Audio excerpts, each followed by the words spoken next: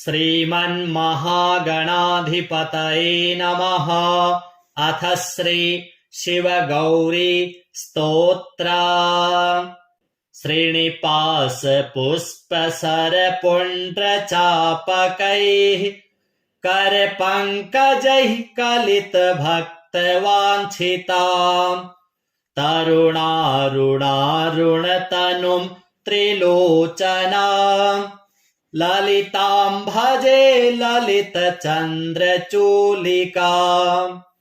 ललिता विभूषितनिजाङ्गमूर्तये ललितेषु चाप श्रीनिवासपाणये उदयारुणद्युतिमुषे दयाजुषे मदनेश्वराय महते नमो नमः। अञ्चत्पञ्चशिखोच्च मञ्च निकटे चक्रासना ध्यासिनीम् सौन्दर्यस्य महीं नवाब्दवयसाम् गौरीं कुलालापिनीम् माला पुष्पश्रेणीगुणाञ्चितकरा पूगप्रमाणस्तनीम् बालां श्रीललिताम्बिका दुहितरम् लीलासमुद्रां भजे चिन्तामणिग्रहवराञ्चितशक्तिचक्र रक्षाकरं कलितकुङ्कुमरक्तवर्णम् सौन्दर्यराशिवपुषं दशवर्षदेश्यम् वन्दे कुमारमदनेश्वरमिन्दुमौलिम् अपराजितनामधेयमस्वम् सुखमारूढवती सुवर्णवर्णा विलसन्मणिवेत्रपाशहस्ता परिभूयात् परमेश्वरी सपत्नान् अधिरुह्य जपारुणं तुरङ्गं करपद्माञ्चितवेत्रपाशशक्तिः परिभूतविपक्षपक्षकोऽव्यात् ऋणाभः परमेश्वरी सहायः रक्तां विचित्रवसनां नवचन्द्रचूडा मन्नप्रदाननिरतां स्तनभारनम्रां नृत्यन्तमिन्दुशकला भरणं विलोक्य हृष्टां भजे भगवतीं भवदुःखहन्त्रीम् उदञ्चिता कुञ्चितवामपादम् समञ्चिता हेन्दुकृशानुहस्तम् अन्नप्रदां वीक्ष्य मुदा महेशीं नटन्तमाद्यं नटमाश्रयामः अरुणारुणकोटितुल्यकान्तिं श्रीनिवासाभयवाञ्छितप्रदानैः अनुरक्तकरां नवेन्दुचूडा मखिलेशीं भुवनेश्वरीं भजामः बालेन्दुकलितोत्तंसं बालारुणसमद्युतिं पाशाङ्कुशवराभीति करं शम्भुं समाश्रये कुलाचलकुतूहलं कुसुमचापसञ्जीवनं कुचे कलितवल्कलं गुरुकृपारसं लोचने जपासहृदयं रुचौ जपवटाभिरामं करे जटानिबिडितं कचे जयति जीवितं शाम्भवम् दत्तात्रेयं शिवं शान्तमिन्द्रनीलनिभं प्रभुम् आत्ममायारतं देवमवधूतं दिगम्बरम् भस्मोद्धूलितसर्वाङ्गं जटाजूटधरं विभुम् चतुर्बाहुमुदाराङ्गम् प्रफुल्लकमलेक्षणम् ज्ञानयोगनिधिं विश्व गुरुं योगिजनप्रियं भक्तानुकम्पिनं सर्व साक्षिणं सिद्धसेवितम् एवं यः सततं ध्यायेत् देवदेवं सनातनं स मुक्तः सर्वपापेभ्यो निःश्रेयसमवाप्नुयात्। अथ श्री शिवताण्डव स्तोत्र। जटाटवीगलज्ज्वल प्रवाह पावितस्थले गलेवलम्ब्य लम्बिताम्भुजङ्गतुङ्गमालिकाम् डमड्डमड्डमड्डमन्निनादवड्डमर्वयम् चकार चण्डताण्डवम् तनोतु नः शिवः शिवम्। जटाकटाह सम्भ्रम भ्रमन्निलिम्प निर्झरी विलोलवीचिवल्लरी विराजमान मूर्धनि धगद्धगद्धगज्ज्वल ललाटपट्टपावके किशोर चन्द्रशेखरे रतिः प्रतिक्षणं मम धराधरेन्द्र नन्दिनी विलासबन्धुबन्धुर स्फुरद्दिगन्त सन्तति प्रमोदमान मानसे कृपाकटाक्ष घोरणि निरुद्ध दुर्धरापदी क्वचिद्दिगम्बरे मनो विनोदमेतु वस्तुनि जटाभुजङ्गपिङ्गल स्फुरत्फणामणिप्रभा कदम्ब कुङ्कुमद्रव प्रलिप्त दिग्वधूमुखे मदान्ध सिन्धुरस्फुरत्वगुत्तरीयमेदुरे मनो विनोदमद्भुतं बिभर्तु भूतभर्तरि सहस्रलोचन प्रभृत्य शेषलेखशेखर प्रसूनधूलिधोरणि विधूसराङ्घ्रिपीठभुः भुजङ्गराजमालया निबद्धजाटजूटकः श्रियै चिराय जायतां चकोरबन्धुशेखरः ललाटचत्वरज्ज्वल धनञ्जयस्फुलिङ्गभा निपीतपञ्चसायकं नमन्निलिम्पनायकम् सुधामयूखलेखया विराजमान शेखरम् महाकपालि सम्पदे शिरोजटालमस्तु नः करालभालपट्टिका धगद्धगद्धगज्ज्वल धनञ्जयाहुतिकृत प्रचण्ड पञ्चसायके धराधरेन्द्र नन्दिनी कुचाग्रचित्रपत्रक प्रकल्पनैकशिल्पिनी त्रिलोचने रतिर्मम नवीन मेघमण्डली निरुद्ध दुर्धर स्फुरत् कुहूनिशीथिनीतमः प्रबन्धबद्ध कन्धरः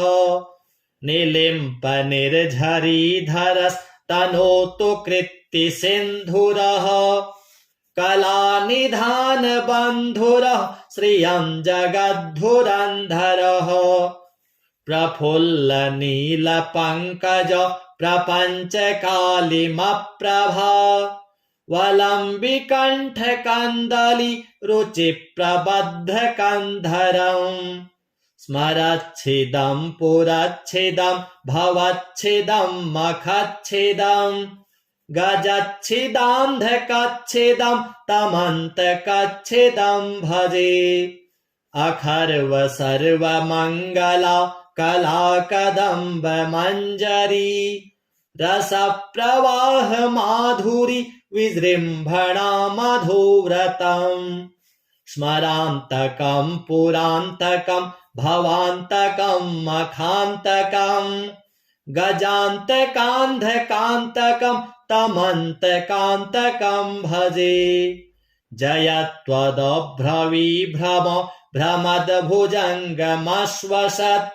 विनिर्गमत्क्रमस्फुरत् करालभालहव्यवाट्। धिमिद्धिमिद्धिमिध्वनन् मृदङ्गतुङ्गमङ्गल ध्वनिक्रमप्रवर्तित प्रचण्डताण्डवः शिवः। दृशिद्विचित्रतल्पयोर्भुजङ्गमौक्तिकस्त्रजोर् गरिष्ठरत्नलोष्ठयोः सुहृद्विपक्षपक्षयोः। तृणारविन्दचक्षुषोः प्रजामही महेन्द्रयोः समं प्रवर्तयन्मनः कदा सदा शिवं भजे। कदा निलिम्पनिर्झरि निकुञ्जकोटरे वसन् विमुक्तदुर्मतिः सदा शिरःस्थमञ्जलिं वहन्। विमुक्तलोललोचनो ललामभाललग्नकः शिवेति मन्त्रमुच्चरन् कदा सुखी भवाम्यहम्। निलिम्पनाथ नागरि कदम्बमौलमल्लिका निगुम्फ निर्भरक्षरन् मधुष्णिका मनोहरः। तनोतु नो मनो मुदं विनोदिनी महर्निशम् परश्रियः परं पदं तदङ्गजत्विषां च यः। प्रचण्डवाड्वानल प्रभाशुभ प्रचारणी महाष्टसिद्धिकामिनी जनावहूत जल्पना। विमुक्तवामलोचना विवाहकालिकध्वनिः शिवेति मन्त्रभूषणा जगज्जयाय जायताम्। इदं हि नित्यमेव मुक्तमुत्तमोत्तमं स्तवम् पठन् स्मरन् ब्रुवन्नरो विशुद्धिमेति सन्ततम्। हरे गुरौ सुभक्तिमाशु याति नान्यथा गतिम् विमोहनं हि देहिनां सुशङ्करस्य चिन्तनम्। पूजावसानसमये दशवक्त्रगीतम् यः शम्भुपूजनपरं पठते प्रदोषे तस्य स्थिरां रथगजेन्द्रतुरङ्गयुक्तां लक्ष्मीं सदैव सुमुखीं प्रददाति शम्भुः। श्रीसाम्ब सदाशिवार्पणमस्तु। श्रीनिपाशपुष्पसरपुण्ड्रचापकैः करपङ्कजैः कलितभक्तवाञ्छिताम् तरुणारुणारुणतनुं त्रिलोचनाम् ललितां भजे ललितचन्द्रचूलिकाम्। ललिता विभूषितनिजाङ्गमूर्तये ललितेषु चापश्रेणिपाशपाणये उदयारुणद्युतिमुषे दयाजुषे मदनेश्वराय महते नमो नमः। अञ्चत्पञ्चशिखोच्चमञ्चनिकटे चक्रासना ध्यासिनीं सौन्दर्यस्य महीं नवाब्दवयसां गौरीं कुलालापिनीं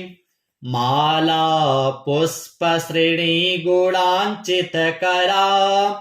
पूगप्रमाणस्तनीं बालां श्रीललिताम्बिका दुहितरं लीलासमुद्रां भजे। चिन्तामणिग्रहवराञ्चितशक्तिचक्र रक्षाकरं कलितकुङ्कुमरक्तवर्णम् सौन्दर्यराशिवपुषं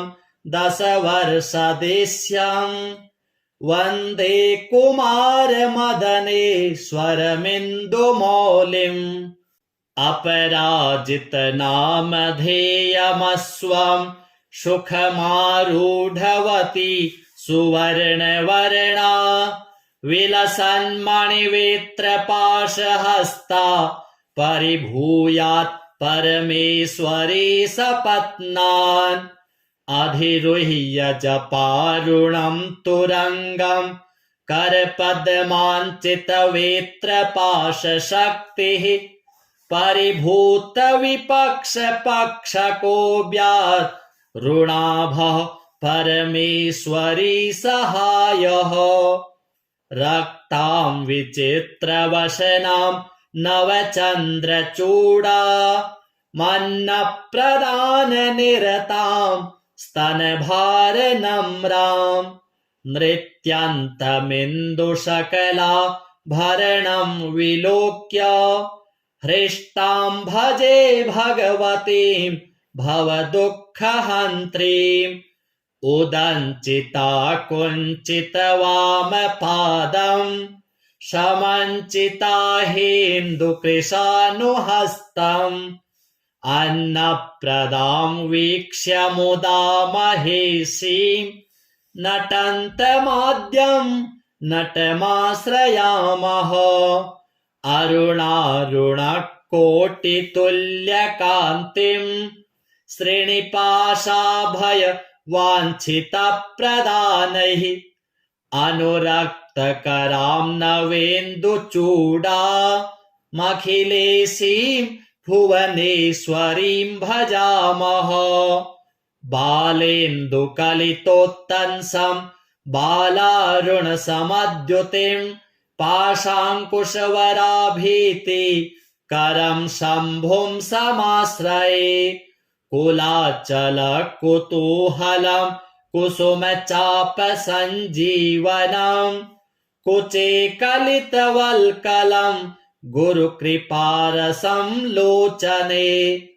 जपासहृदयं रुचौ जपवटाभिरामं करे जटानिबिडितं कचे जयति जीवितं शाम्भवम् दत्तात्रेयं शिवं शान्तमिन्द्रनीलनिभं प्रभुम् आत्ममायारतं देवमवधूतं दिगम्बरं भस्मोद्धूलितसर्वाङ्गं जटाजूटधरं विभुं चतुर्बाहुमुदाराङ्गं प्रफुल्लकमलेक्षणं ज्ञानयोगनिधिं विश्वगुरुं योगिजनप्रियं भक्तानुकम्पिनं सर्वसाक्षिणं सिद्धसेवितम् एवं यः सततं ध्यायेत् देवदेवं सनातनं स मुक्तः सर्वपापेभ्यो निःश्रेयसमवाप्नुयात्। अथ श्री शिवताण्डव स्तोत्र। जटाटवीगलज्ज्वल प्रवाह पावितस्थले गलेवलम्ब्य लम्बिताम्भुजङ्गतुङ्गमालिकाम् डमड्डमड्डमड्डमन्निनादवड्डमर्वयम् चकार चण्डताण्डवं तनोतु नः शिवः शिवम्। जटाकटाह सम्भ्रम भ्रमन्निलिम्प निर्झरी विलोलवीचिवल्लरी विराजमान मूर्धनि धगद्धगद्धगज्ज्वल ललाटपट्टपावके किशोर चन्द्रशेखरे रतिः प्रतिक्षणं मम धराधरेन्द्र नन्दिनी विलासबन्धुबन्धुर स्फुरद्दिगन्त सन्तति प्रमोदमान मानसे कृपाकटाक्षघोरणि निरुद्ध दुर्धरापदि क्वचिद्दिगम्बरे मनो विनोदमेतु वस्तुनि जटाभुजङ्गपिङ्गल स्फुरत्फणामणिप्रभा कदम्बकुङ्कुमद्रव प्रलिप्तदिग्वधूमुखे मदान्धसिन्धुरस्फुरत्वगुत्तरीयमेदुरे मनो विनोदमद्भुतं बिभर्तु भूतभर्तरि सहस्रलोचनप्रभृत्य शेषलेखशेखर प्रसूनधूलिधोरणि विधूसराङ्घ्रिपीठभुः भुजङ्गराजमालया निबद्धजाटजूटकः श्रियै चिराय जायतां चकोरबन्धुशेखरः ललाटचत्वरज्ज्वल धनञ्जयस्फुलिङ्गभा निपीतपञ्चसायकं न मन्ये लिम्पनायकम् सुधामयूखलेखया विराजमानशेखरम् महाकपालिसम्पदे शिरोजटालमस्तु नः करालभालपट्टिका धगद्धगद्धगज्ज्वल धनञ्जयाहुतिकृत प्रचण्ड पञ्चसायके धराधरेन्द्रनन्दिनी कुचाग्रचित्रपत्रक प्रकल्पनैकशिल्पिनि त्रिलोचने रतिर्मम नवीनमेघमण्डले निरुद्ध दुर्धरस्फुरत् कुहूनिशीथिनीतमः प्रबन्धबद्धकन्धरः निलिम्पनिर्झरीधरस्तनोतु कृत्तिसिन्धुरः कलानिधानबन्धुरः श्रियं जगद्धुरन्धरः प्रफुल्लनीलपङ्कज प्रपञ्चकालिमप्रभा वलम्बिकण्ठकन्दली रुचिप्रबद्धकन्धरम् स्मरच्छिदं पुरच्छिदं भवच्छिदं मखच्छिदं गजच्छिदान्धकच्छिदं तमन्तकच्छिदं भजे अखर्व सर्वमङ्गला कलाकदम्ब मञ्जरी रसप्रवाह माधुरी विजृम्भणा मधुव्रतम् स्मरान्तकं पुरान्तकं भवान्तकं मखान्तकं गजान्तकान्धकान्तकं तमन्तकान्तकं भजे जयत्वदभ्रविभ्रम भ्रमद्भुजङ्गमश्वसत् विनिर्गमत्क्रमस्फुरत् करालभालहव्यवाट् धिमिद्धिमिद्धिमिध्वनन् मृदङ्गतुङ्गमङ्गल ध्वनिक्रमप्रवर्तित प्रचण्डताण्डवः शिवः दृशिद्विचित्रतल्पयोर्भुजङ्गमौक्तिकस्त्रजोर् गरिष्ठरत्नलोष्ठयोः सुहृद्विपक्षपक्षयोः तृणारविन्दचक्षुषोः प्रजामही महेन्द्रयोः समं प्रवर्तयन्मनः कदा सदा शिवं भजे कदा निलिम्पनिर्झरि निकुञ्जकोटरे वसन् विमुक्तदुर्मतिः सदा शिरःस्थमञ्जलिं वहन् विमुक्तलोललोचनो ललामभाललग्नकः शिवेति मन्त्रमुच्चरन् कदा सुखी भवाम्यहम् निलिम्पनाथ नागरि कदम्बमौलमल्लिका निगुम्फ निर्भरक्षरन् मधुष्णिका मनोहरः तनोतु नो मनो मुदं विनोदिनी महर्निशम् परश्रियः परं पदं तदङ्गजत्विषां च यः प्रचण्डवाड्वानल प्रभाशुभ प्रचारणी महाष्टसिद्धिकामिनी जनावहूत जल्पना विमुक्तवामलोचना विवाहकालिकध्वनिः शिवेति मन्त्रभूषणा जगज्जयाय जायताम् इदं हि नित्यमेव मुक्तमुत्तमोत्तमं स्तवम् पठन् स्मरन् ब्रुवन्नरो विशुद्धिमेति सन्ततम् हरे गुरौ सुभक्तिमाशु याति नान्यथा गतिम् विमोहनं हि देहिनां सुशङ्करस्य चिन्तनम् पूजावसानसमये दशवक्त्रगीतम् यः शम्भुपूजनपरं पठते प्रदोषे तस्य स्थिरां रथगजेन्द्रतुरङ्गयुक्तां लक्ष्मीं सदैव सुमुखीं प्रददाति शम्भुः श्रीसाम्ब सदाशिवार्पणमस्तु। श्रीनिपाशपुष्पसरपुण्ड्रचापकैः करपङ्कजैः कलितभक्तवाञ्छिताम् तरुणारुणारुणतनुं त्रिलोचनाम् ललितां भजे ललितचन्द्रचूलिकाम् ललिता विभूषितनिजाङ्गमूर्तये ललितेषु चापश्रेणिपाशपाणये उदयारुणद्युतिमुषे दयाजुषे मदनेश्वराय महते नमो नमः।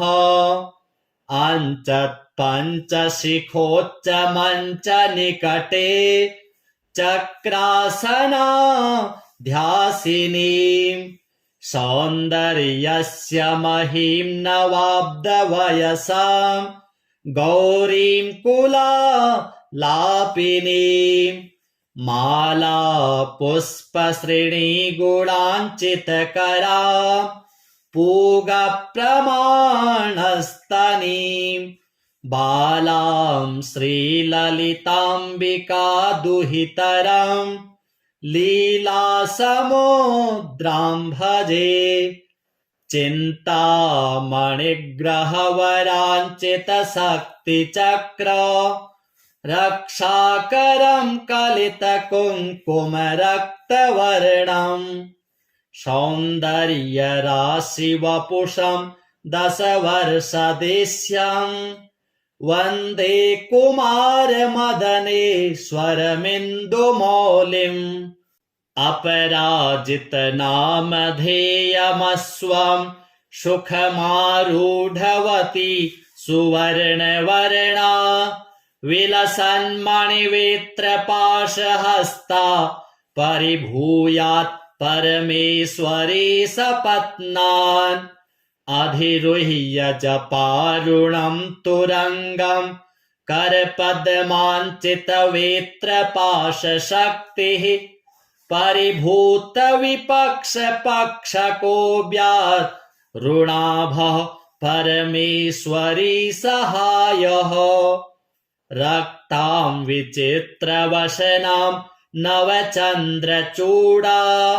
मन्नप्रदाननिरतां स्तनभारनम्रां नृत्यन्तमिन्दुशकला भरणं विलोक्य हृष्टां भजे भगवतीं भवदुःखहन्त्रीम्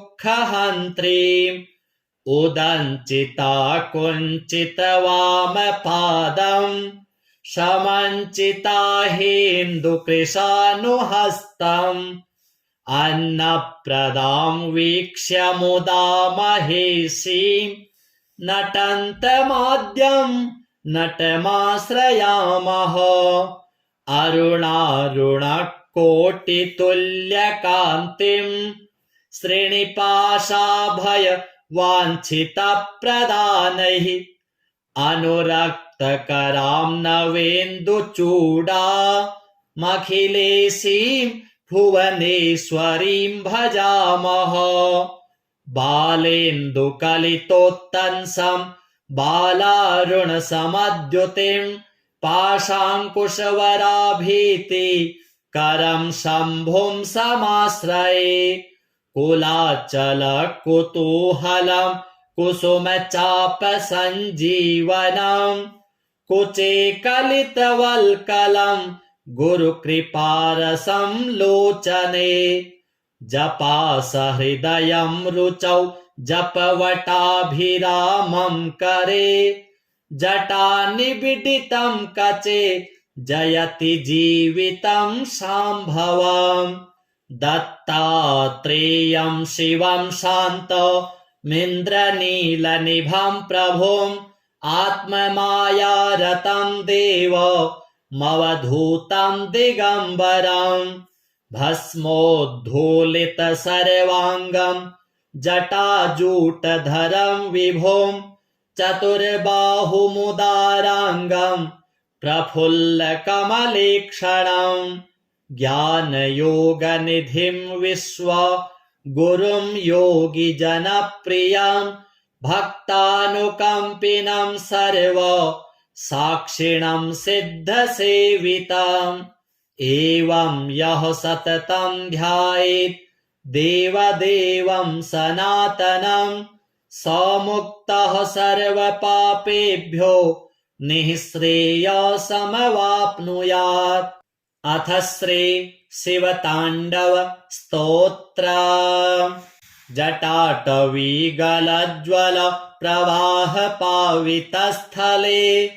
गलेवलम्ब्य लम्बिताम्भुजङ्गतुङ्गमालिकाम् डमड्डमड्डमड्डमन्निनादवड्डमर्वयम् चकार चण्डताण्डवं तनोतु नः शिवः शिवम् जटाकटाह सम्भ्रम भ्रमन्निलिम्प निर्झरी विलोलवीचिवल्लरी विराजमान मूर्धनि धगद्धगद्धगज्ज्वल ललाटपट्टपावके किशोर चन्द्रशेखरे रतिः प्रतिक्षणं मम धराधरेन्द्र नन्दिनी विलासबन्धुबन्धुर स्फुरद्दिगन्त सन्तति प्रमोदमान मानसे कृपाकटाक्षघोरणि निरुद्ध दुर्धरापदी क्वचिद्दिगम्बरे मनो विनोदमेतु वस्तुनि जटाभुजङ्गपिङ्गल स्फुरत्फणामणिप्रभा कदम्ब कुङ्कुमद्रव प्रलिप्त दिग्वधूमुखे मदान्धसिन्धुरस्फुरत्वगुत्तरीयमेदुरे मनोविनोदमद्भुतं बिभर्तु भूतभर्तरि सहस्रलोचनप्रभृत्य शेषलेखशेखर प्रसूनधूलिधोरणि विधूसराङ्घ्रिपीठभुः भुजङ्गराजमालया निबद्धजाटजूटकः श्रियै चिराय जायतां चकोरबन्धुशेखरः ललाटचत्वरज्ज्वल धनञ्जयस्फुलिङ्गभा निपीतपञ्चसायकं नमन्निलिम्पनायकम्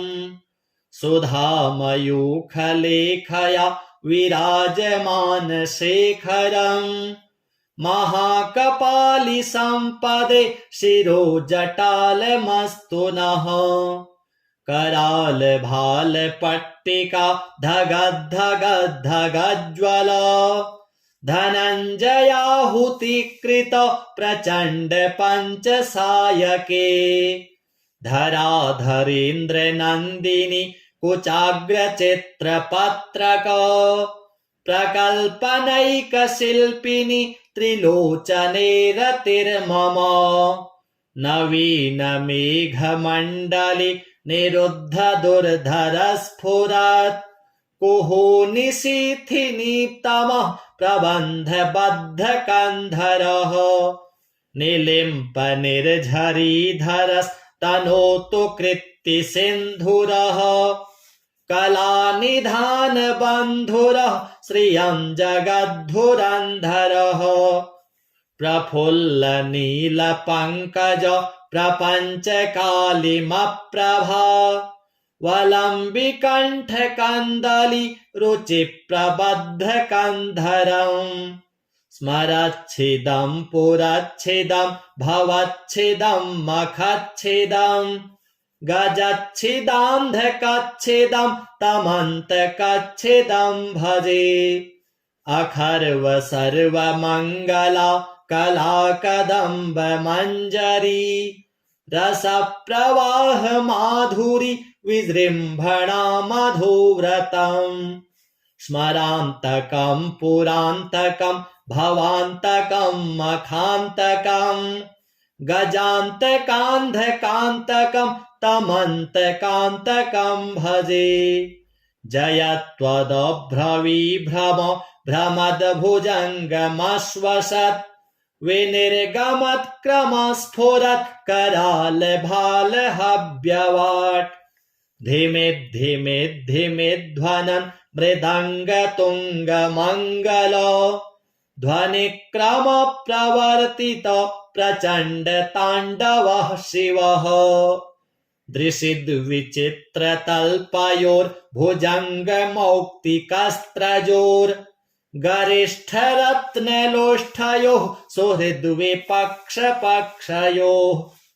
तृणारविन्दचक्षुषोः प्रजामही महेन्द्रयोः समं प्रवर्तयन्मनः कदा सदा शिवं भजे कदा निलिम्पनिर्झरि निकुञ्जकोटरे वसन्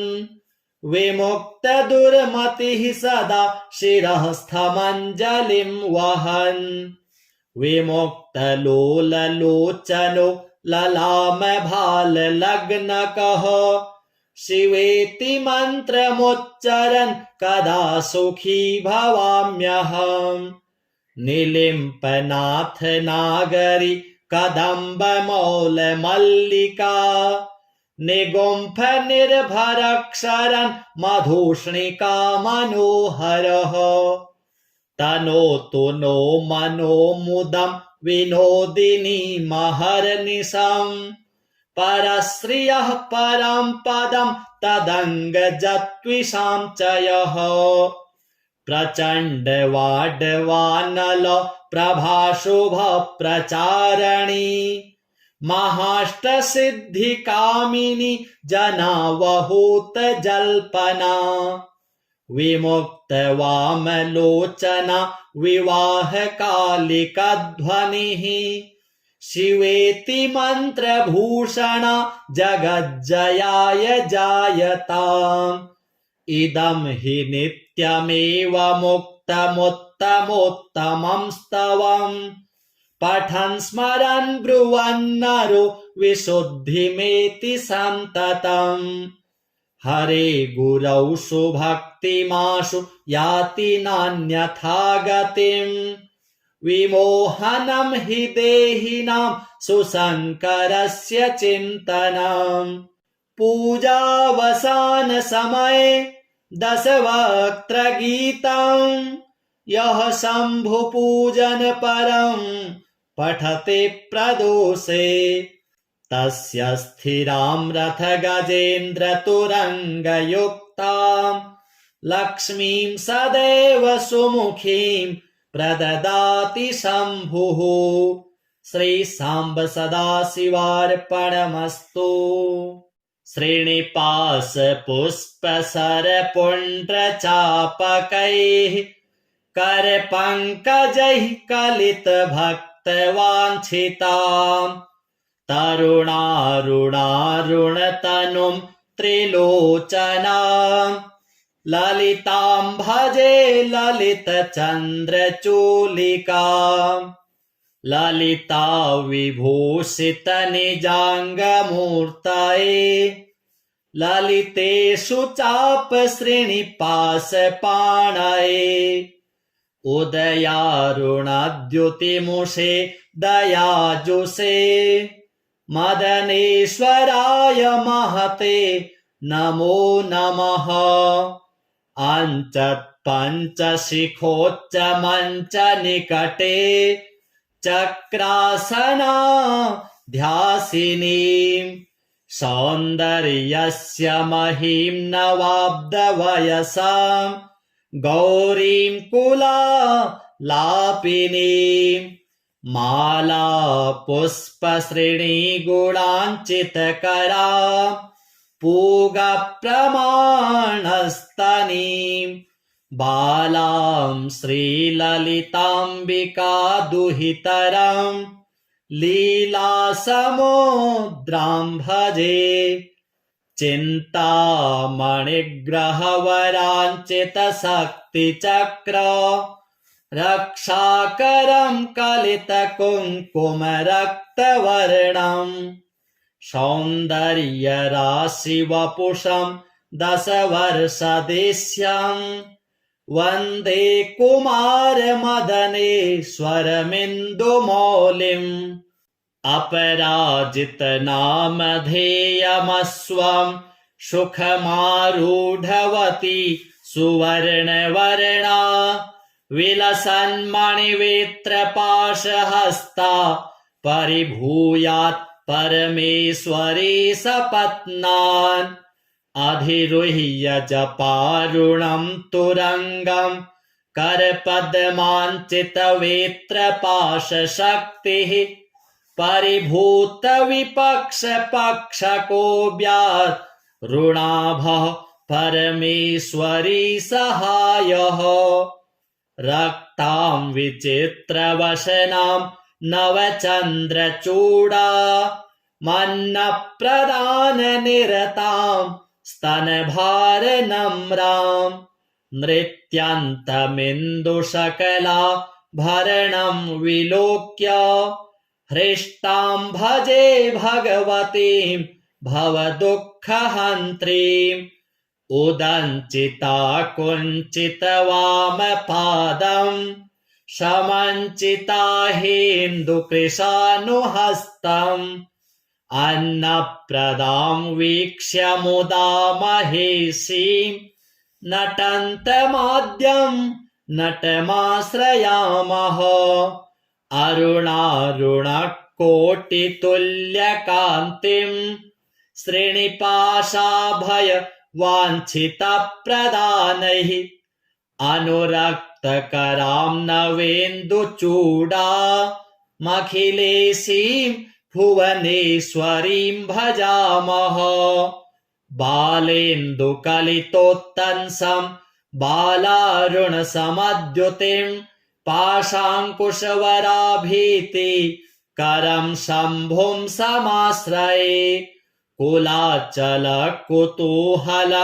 कुसुमचापसञ्जीवनं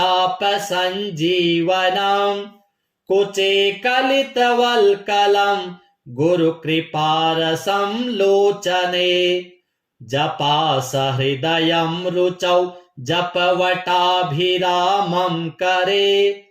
जटानिबिडितं कचे जयति जीवितं शाम्भवम् दत्तात्रेयं शिवं शान्तमिन्द्रनीलनिभं प्रभुम् आत्ममायारतं देवमवधूतं दिगम्बरम् भस्मोद्धूलितसर्वाङ्गं जटाजूटधरं विभुम् चतुर्बाहुमुदाराङ्गं प्रफुल्लकमलेक्षणम् ज्ञानयोगनिधिं विश्व गुरुं योगिजनप्रियं भक्तानुकम्पिनं सर्व साक्षिणं सिद्धसेवितं एवं यः सततं ध्यायेत् देवदेवं सनातनं स मुक्तः सर्वपापेभ्यो निःश्रेयसमवाप्नुयात्। अथ श्री शिवताण्डव स्तोत्र। जटाटवीगलज्ज्वल प्रवाह पावितस्थले गले वलम्ब्य लम्बितां भुजङ्गतुङ्गमालिकाम्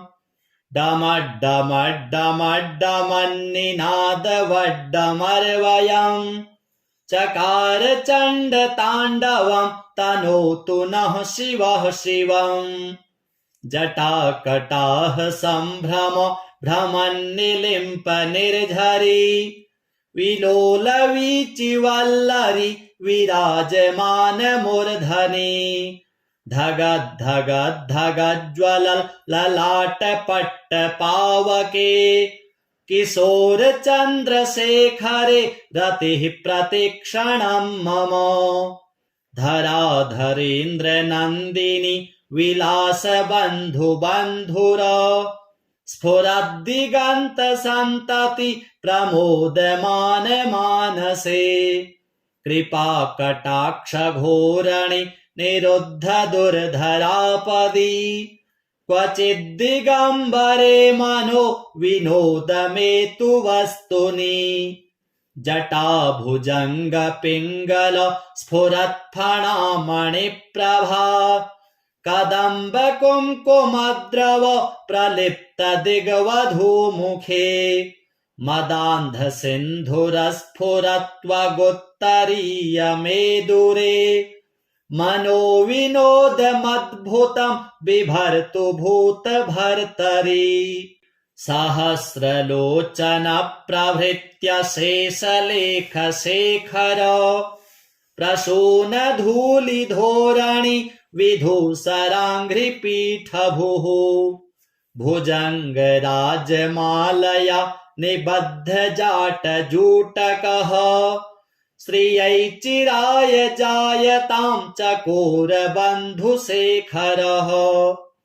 ललाटचत्वरज्ज्वल धनञ्जयस्फुलिङ्गभा निपीतपञ्चसायकं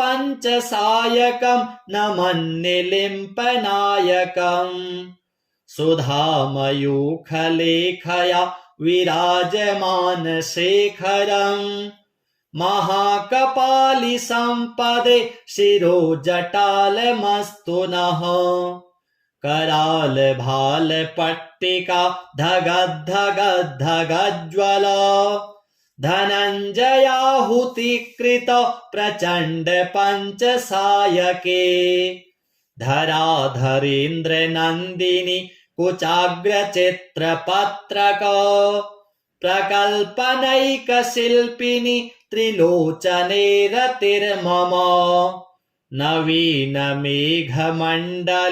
निरुद्ध दुर्धरस्फुरत् कुहूनिशीथिनीतमः प्रबन्धबद्धकन्धरः निलिम्पनिर्झरीधरस्तनोतु कृत्तिसिन्धुरः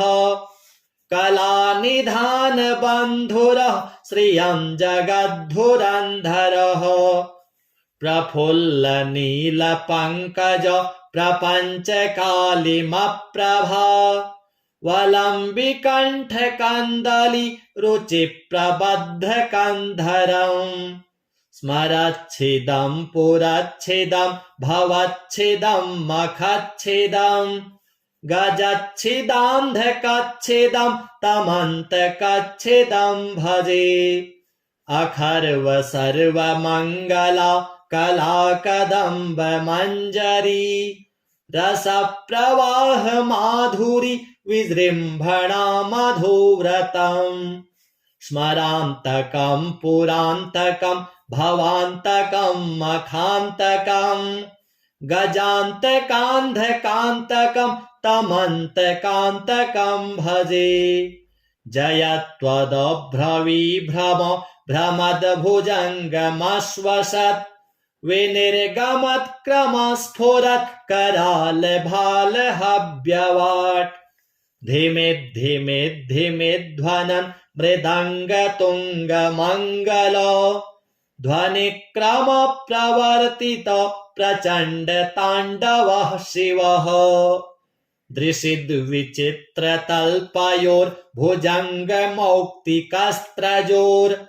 गरिष्ठरत्नलोष्ठयोः सुहृद्विपक्षपक्षयोः तृणारविन्दचक्षुषोः प्रजामही महेन्द्रयोः समं प्रवर्तयन्मनः कदा सदा शिवं भजे कदा निलिम्पनिर्झरि निकुञ्जकोटरे वसन् विमुक्तदुर्मतिः सदा शिरःस्थमञ्जलिं वहन् विमुक्तलोललोचनो ललामभाललग्नकः शिवेति मन्त्रमुच्चरन् कदा सुखी भवाम्यहम् निलिम्पनाथ नागरि कदम्बमौलमल्लिका निगुम्फ निर्भरक्षरन् मधुष्णिका मनोहरः तनोतु नो मनो मुदं विनोदिनी महर्निशम् परश्रियः परं पदं तदङ्गजत्विषां च यः प्रचण्डवाड्वानल प्रभाशुभ प्रचारणी महाष्टसिद्धिकामिनी जनावहूत जल्पना विमुक्तवामलोचना विवाहकालिकध्वनिः शिवेति मन्त्रभूषणा जगज्जयाय जायताम् इदं हि नित्यमेव मुक्तमुत्तमोत्तमं स्तवम् पठन् स्मरन् ब्रुवन्नरो विशुद्धिमेति सन्ततम् हरे गुरौ सुभक्तिमाशु याति नान्यथा गतिम् विमोहनं हि देहिनां सुशङ्करस्य चिन्तनम् पूजावसानसमये दशवक्त्रगीतम् यः शम्भुपूजनपरं पठते प्रदोषे तस्य स्थिरां रथगजेन्द्रतुरङ्गयुक्तां लक्ष्मीं सदैव सुमुखीं प्रददाति शम्भुः श्रीसाम्ब सदाशिवार्पणमस्तु श्रीनिपाशपुष्पसरपुण्ड्रचापकैः करपङ्कजैः कलितभक्तवाञ्छिताम् तरुणारुणारुणतनुं त्रिलोचनाम् ललितां भजे ललितचन्द्रचूलिकाम् ललिता विभूषितनिजाङ्गमूर्तये ललितेषु चापश्रेणिपाशपाणये उदयारुणद्युतिमुषे दयाजुषे मदनेश्वराय महते नमो नमः अञ्चत्पञ्चशिखोच्चमञ्चनिकटे चक्रासना ध्यासिनीं सौन्दर्यस्य महीं नवाब्दवयसां गौरीं कुलालापिनीं माला पुष्पश्रेणीगुणाञ्चितकरा पूगप्रमाणस्तनीं बालां श्रीललिताम्बिका दुहितरं लीलासमुद्रां भजे चिन्तामणिग्रहवराञ्चितशक्तिचक्र रक्षाकरं कलितकुङ्कुमरक्तवर्णम् सौन्दर्यराशिवपुषं दशवर्षदेश्यम् वन्दे कुमारमदनेश्वरमिन्दुमौलिम् अपराजितनामधेयमस्वं सुखमारूढवती सुवर्णवर्णा विलसन्मणिवेत्रपाशहस्ता परिभूयात् परमेश्वरी सपत्नान् अधिरुह्य जपारुणं तुरङ्गं करपद्माञ्चितवेत्रपाशशक्तिः परिभूतविपक्षपक्षकोऽव्यात् ऋणाभः परमेश्वरी सहायः रक्तां विचित्रवसनां नवचन्द्रचूडा मन्नप्रदाननिरतां स्तनभारनम्रां नृत्यन्तमिन्दुशकला भरणं विलोक्य हृष्टां भजे भगवतीं भवदुःखहन्त्रीम् उदञ्चिता कुञ्चितवामपादं समञ्चिता हेन्दुकृशानुहस्तम् अन्नप्रदां वीक्ष्य मुदा महेशीं नटन्तमाद्यं नटमाश्रयामः अरुणारुणकोटितुल्यकान्तिं श्रीनिपाशाभय वाञ्छितप्रदानैः अनुरक्तकरां नवेन्दुचूडा मखिलेशीं भुवनेश्वरीं भजामः बालेन्दुकलितोत्तंसं बालारुणसमद्युतिं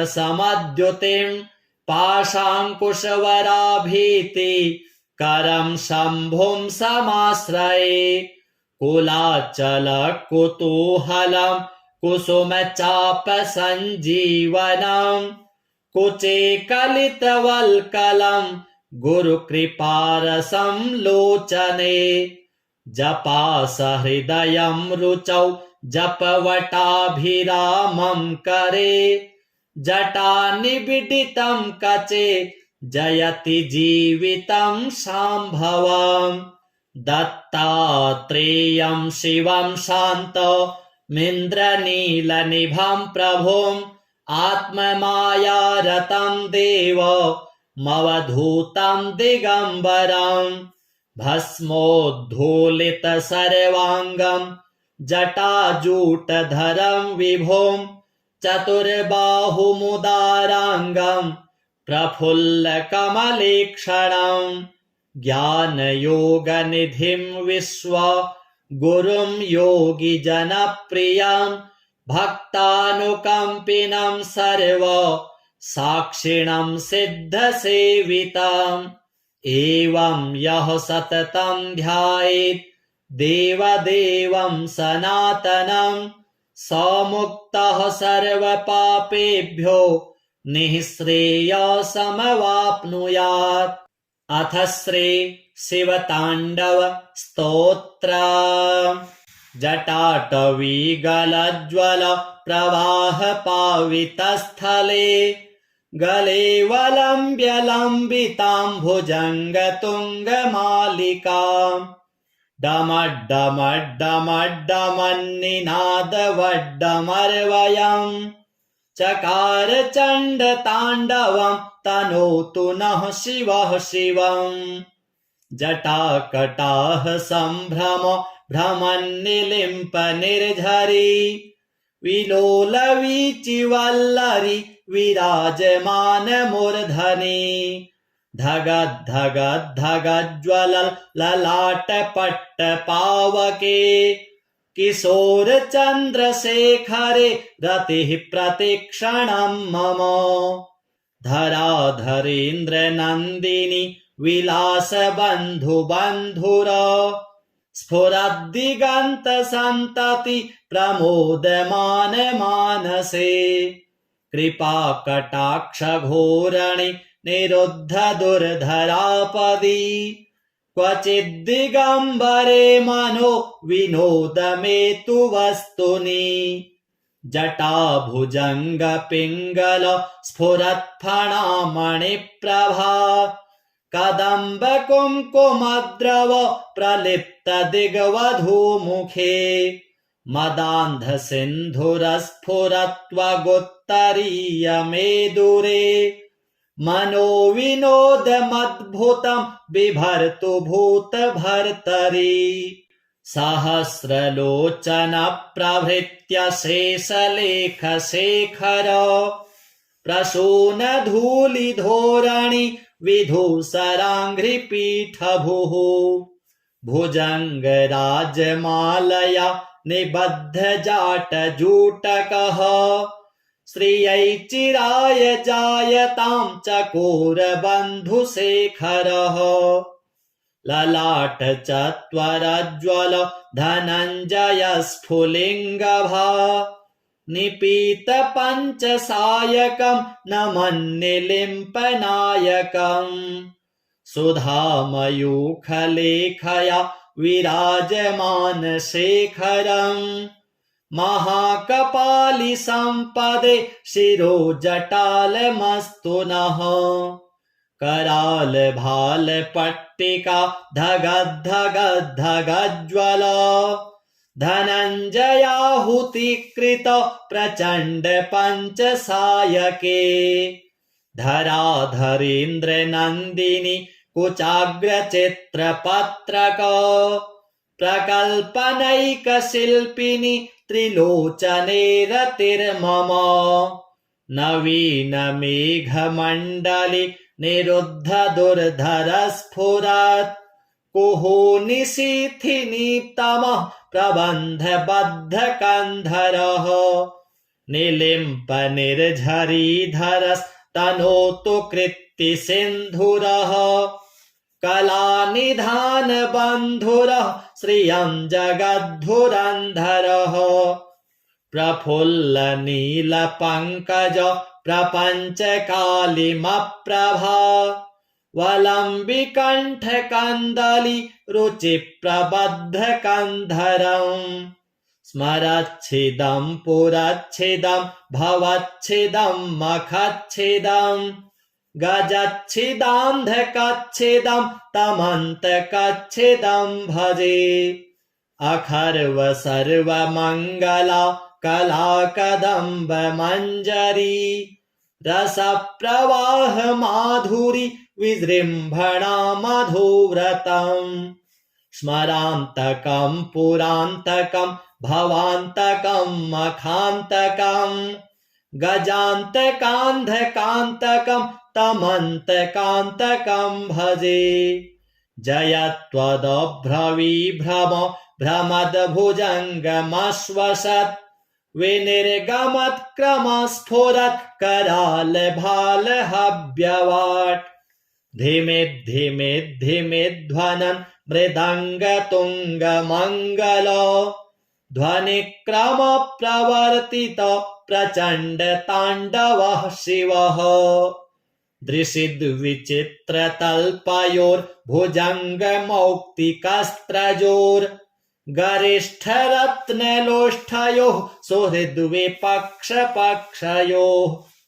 तृणारविन्दचक्षुषोः प्रजामही महेन्द्रयोः समं प्रवर्तयन्मनः कदा सदा शिवं भजे कदा निलिम्पनिर्झरि निकुञ्जकोटरे वसन् विमुक्तदुर्मतिः सदा शिरःस्थमञ्जलिं वहन् विमुक्तलोललोचनो ललामभाललग्नकः शिवेति मन्त्रमुच्चरन् कदा सुखी भवाम्यहम् निलिम्पनाथ नागरि कदम्बमौलमल्लिका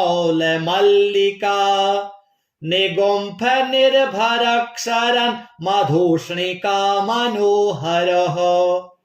तनोतु नो मनो मुदं विनोदिनी महर्निशम्